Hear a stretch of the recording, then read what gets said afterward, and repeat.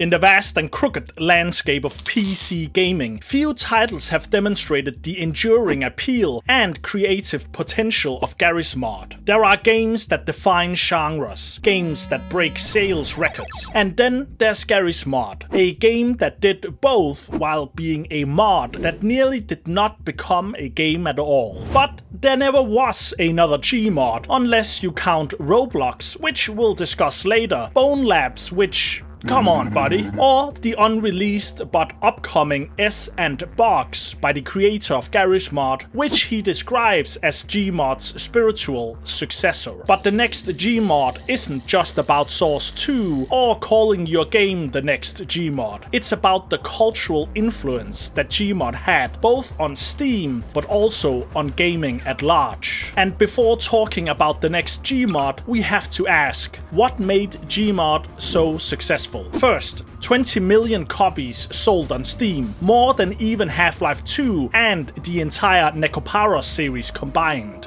Definitively make GMod stand out as one of the platform's most successful titles ever, a remarkable achievement for what began as a simple physics sandbox mod for the aforementioned Half-Life 2. And Half-Life 2 is in particular important when trying to understand this massive success. Back in the peaceful, prosperous year of 2004, Half-Life 2 was released. Outside of providing tomboy lovers with peak cinema, the continuation of the hyper-successful Half-Life 1 meant the debut of Valve's new engine, the Source engine, bringing with it several technological breakthroughs. 1. The massively detailed facial animations for the tomboy enjoyers, and 2, and most importantly for the rest of you Philistines, an incredible physics engine. For the first time, we could interact with a game world that felt genuinely physical.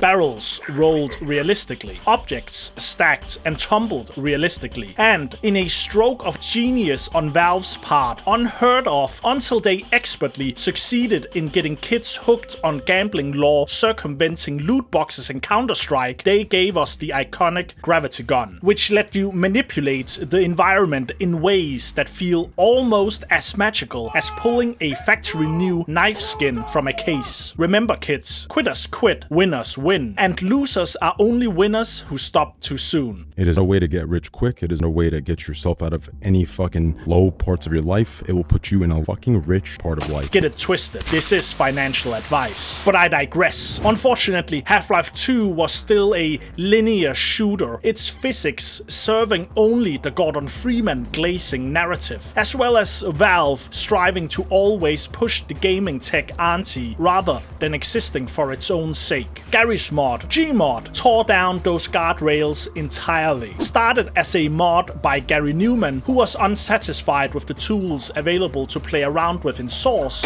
wanted more, and not just more SDK Rule 34, but more physics. And 2 years and many updates after the mod first appeared alongside Half-Life 2, the retail version of GMod was released, to surprisingly more sales success than the game it spawned from. As Garry Newman puts it himself, it was never meant to be a big deal, I was just fucking about. As good a reason as any, although one I can attest to not holding up in legal matters of paternity. But in contrast to my kids, GMod was never abandoned. It was nurtured, grown, loved, not just by the creator and the endless amount of work he poured in, but by its increasingly growing community. And love it, the community did. The physics weren't just a feature, they were the entire foundation, and they were yours to experiment with utterly and completely. It was unprecedented. As someone who grew up playing isometric games and saw the transition from 2D into Quake 2, into Half-Life 1 and OF Cold War Crisis, into the true physics and soon to be jiggle-based engines we gorge ourselves on nowadays, the sky seemed the limit for video games. Microtransaction-filled slob ended up being the limit, but at least we all get to play Hearts of Iron 4 and Baldur's Gate 3, while other games offered limited or technically demanding creative tools or restricted sandbox modes. GMod handed players the key to the entire engine, physics and all, and said,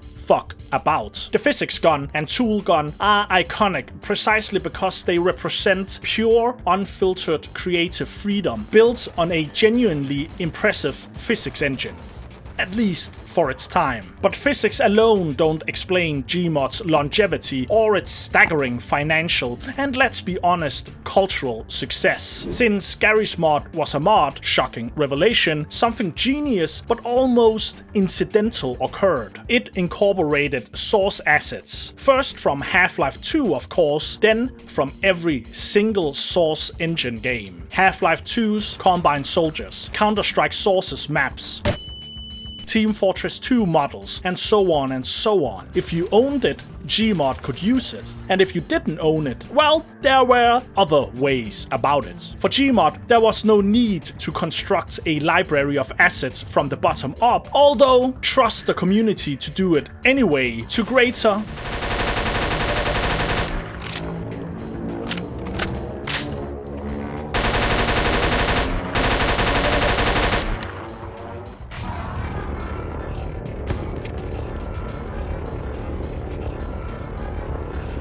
and lesser triumph. We inherited years of Valve's best work, mixing and matching elements from different games and universes to create something entirely of our own. Setting up battles, wave defense, shooting galleries. This is what got me hooked on GMod before anything physics-based ever caught my interest. Do you think Marvel Cape Slop is ambitious because you get a 7-second Dr. Bong cameo in the last act of Howard the Duck vs. Silver Surfer 2 movie? Try having a look at GMod's NPC workshop category and any one of the 40,000 plus NPC add-ons you can download. Just don't look for any Nintendo content if you know what's best for you.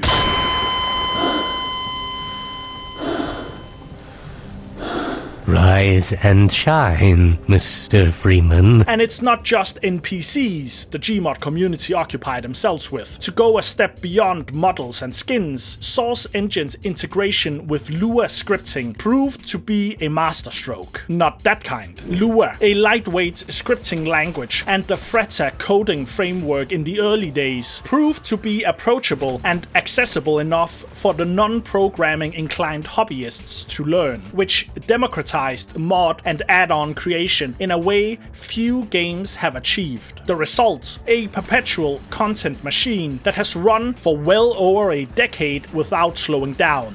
Much. The base game has remained largely unchanged since the early days, and yet every day there is something new. Interested in a freshly uploaded map to explore, maybe a novel weapon to test, an ingenious tool to experiment with, a custom vehicle to drive, or a new NPC to manipulate. GMod's got it all. The Steam Workshop overflows with thousands upon tens of thousands of add-ons, from simple ragdolls to complete game modes that could stand alone as separate titles. And did. Trouble in Terrace Town was initially created for Gmod and obviously ended up being one of the single most popular game modes, not just in Garry's mod, but in all of gaming. If you don't know what TTT is, it is similar to the party game Mafia, where a select few secret traitors work among innocents and detectives to kill everyone, while everyone else seeks to uncover the imposter. Does that sound familiar? Other game modes that weren't created originally in Gmod certainly was made popular in the booming multiplayer industrial complex of the game, such as Death Run, one of my all-time favorites being a Counter-Strike KZ map enjoyer, and Prop Hunt, a lasting game mode now running rampant in almost every single popular shooter game imaginable. Everything from ghost hunting, map exploration, bobsledding, combat, roleplay, machinimas, whatever being chased endlessly by deep-fried next-bot PNGs can be called, Gmod could and would provide. for free through the tireless work of the community. Games sometimes come with the marketing gimmick of create your own content. This should be a warning sign of a distinct lack of content, but GMod did it right by having basically no guardrails, except for adhering to Nintendo's copyright threats. So, will we ever see another Garry's Mod? And I'm not talking about a GMod 2 in the Source 2 engine, more like a pure lightning in a bottle vibes successor. Roblox comes closest in terms of raw community scale and creative output. Its user base dwarfs GMod's, and its library of user-created games and child-diddling content creators is staggeringly vast. But Roblox lacks the physics foundation that makes GMod feel so visceral and satisfying. It's simplified, blockier aesthetic and more basic physics engine mean that the tactile experimentation, the joy of watching realistic ragdolls tumble, or complex physics contraptions function or fail simply is not there. Its cartoon foundation is obviously its strength when looking at the user base, and Roblox is undeniably more successful in both matters of finance and child grooming, so who am I, or any of us in fact, to denigrate and denounce it as being lesser than Garry's Mod. But I believe that Garry's Mod's more grimy, realistic, adult aesthetic is what makes it so special, so compelling. GMod empowered creators to incorporate professional-grade assets from established AAA titles, while Roblox certainly has made attempts at capturing the same potential for cultural crossover. Its aesthetics does hold it back. GMod can absolutely be cartoony and childish, but can also be lifelike and horrifying. So, will we ever get another GMod? I think probably not. GMod emerged from a specific moment in gaming history when several factors aligned perfectly. 1. The Source engine was cutting edge, but distributed widely through Valve's popular games. Physics simulation had just become sophisticated enough to be genuinely fun to play with, but was still novel enough to feel magical. 2. Game modding was entering its golden age, with communities eager to create and share content. 3. Tomboys. And crucially 4. The gaming market hadn't yet been flooded with user-generated content platforms, so the concept still felt fresh rather than cynical. Perhaps most significantly, and with the danger of sounding like a simple-minded idiot who believes that pure passion and love of the game trumps everything. Perhaps GMod succeeded because it wasn't trying to be the next big thing. It was a modder, Garry Newman's passion project that was groomed and evolved into a commercial product, built by someone who genuinely loved tinkering with game engines and wanted to share that joy with others. It wasn't designed by market committees to hit market trends or maximize market engagement metrics as understood by nebulous shareholder boards. He wanted to fuck about, and so do we,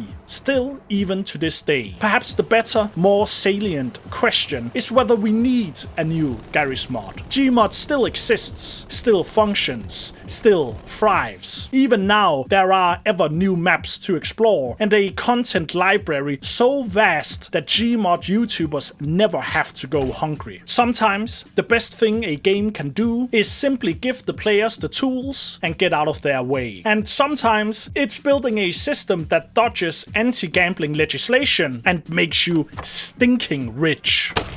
Thank you.